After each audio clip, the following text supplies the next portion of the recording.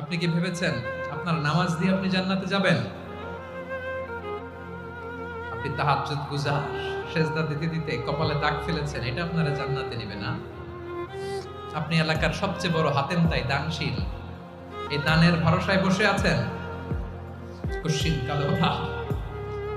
আমাদের নামাজ, আমাদের রোজা, আমাদের ইবাদত, এগুলোকে মিজানের পাল্লায় উঠালে কোনো ওজনই হবে না।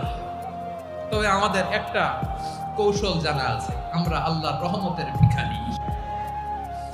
আমরা সেদিন আগেই গুনার স্বীকৃতি দিয়ে দেব। আমরা বলবো, আল্লাহ তুমি প্রশ্ন করার আগে তোমার একটা কথা বলি, আমারে কিছু জিজ্ঞেস করো না, আমি সব করেছি।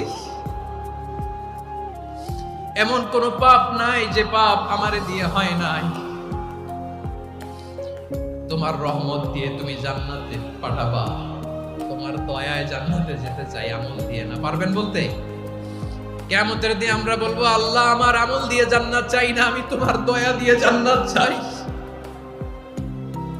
তোমার দয়া ছাড়া আমার কোনো উপায় নাই।